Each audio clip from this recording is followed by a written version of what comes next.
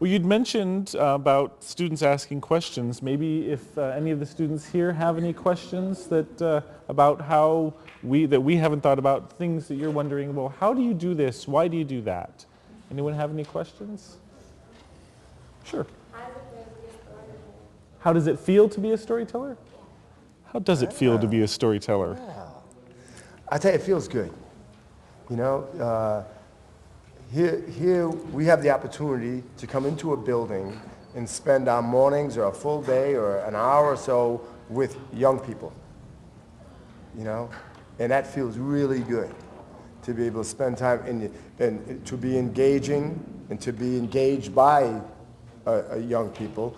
And the thing is, with, you know, when we perform for adults, you go to adult theater, and the adults come in and they sit, and some will fall asleep, and some will nod out, and then when it's over, they say, oh, that was interesting. Yeah, that was it. But when you are performing for first graders, second, third, fifth graders, oh, I'm tired. I'm going to the bathroom.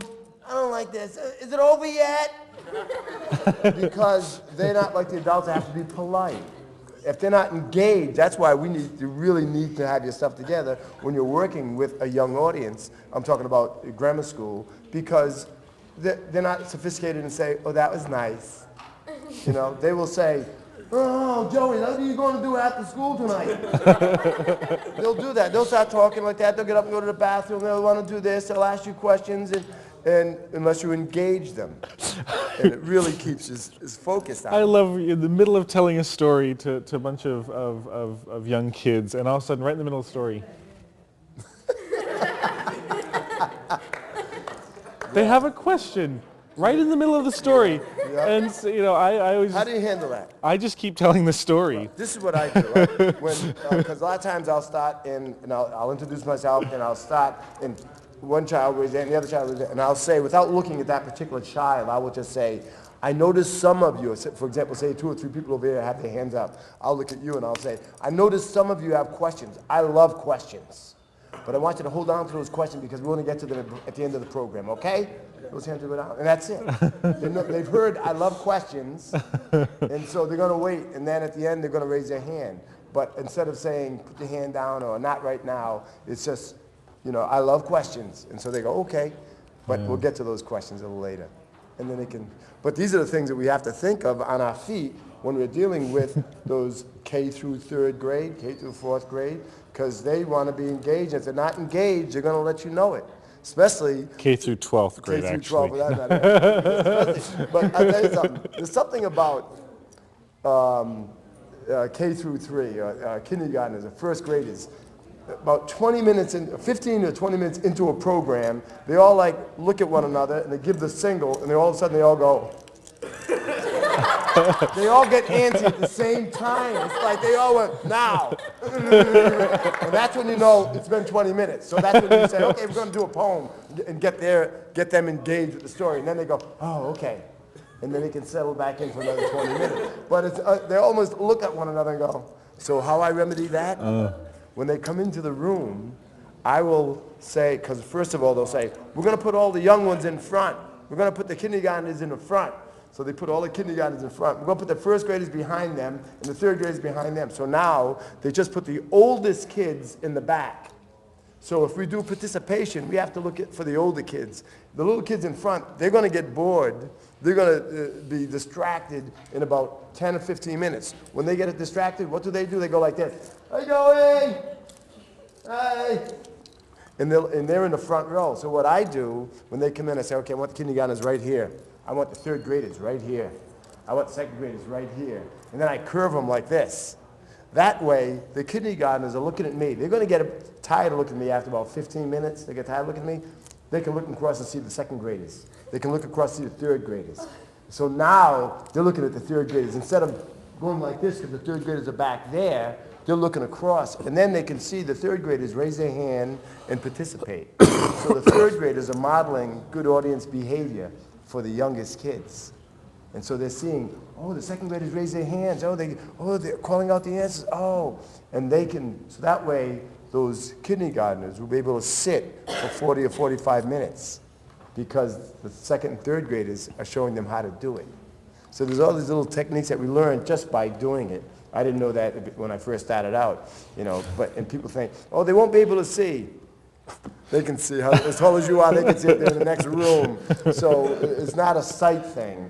Everybody's close, and it's not a sight thing, but it really helps their attention span, it lengthens their attention span. I try to tell stories to that age group where they can call. It's a call and response thing. Yes. So there's a lot of repetition in it, Yeah. so that they, after a little while, they start to know what the pace of the story, the repetition in the story. And so I'll get to a part, for instance, one of the favorite stories I like to tell is The Boy Who Ate Too Much. And there's this thing where the boy always goes out and he hunts the animal, and then he goes and then he looks at it and he always says, "Wow, that looks really good." And so I'll get to that point and I'll think, he goes up to the animal, and then the more he looked at the animal, the more he started to think to himself, and then I'll go, and then 150, 300 kids will go, "Wow." You know? That looks really good. Right, exactly. And so suddenly they're engaged, and then they know, okay, is it going to happen again? And so then they're waiting for when it's going to start happening again. And if they get kind of lost in that middle part, as soon as I get into the repetition of Katsum, back. he went over, he pulled out his little harpoon, and he started going through all the ceremonies that were necessary to make sure that the spirit of that animal knew how thankful he was, blah, blah, blah. And they know, we're coming up to the wow. Yeah. And they know, and then they get ready. And sometimes they'll start saying wow even before I get to that part.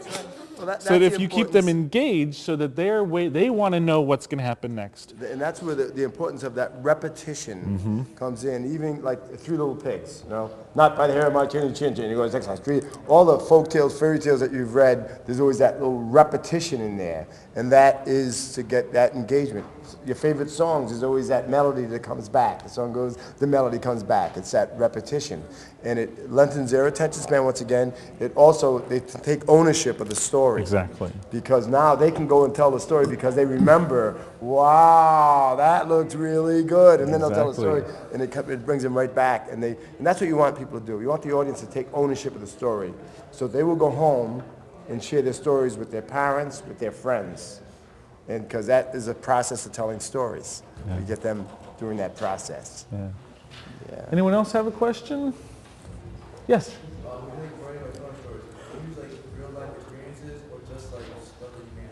Okay, so when we create our own stories, do we use real life experiences or do we make things up? I do both.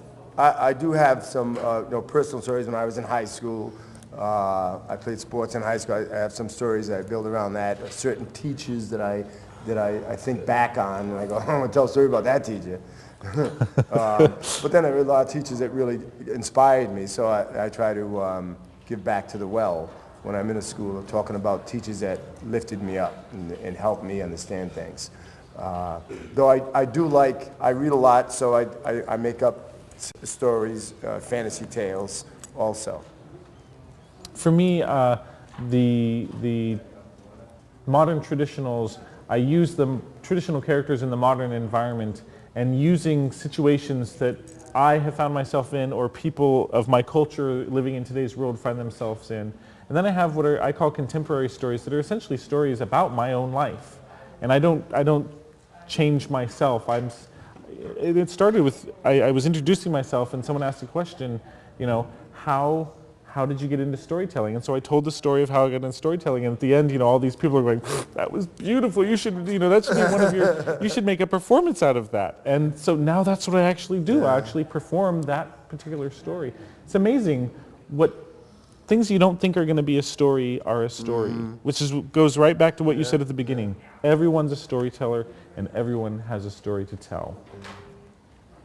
Thank you all very much for being, thank you, Len, for being here.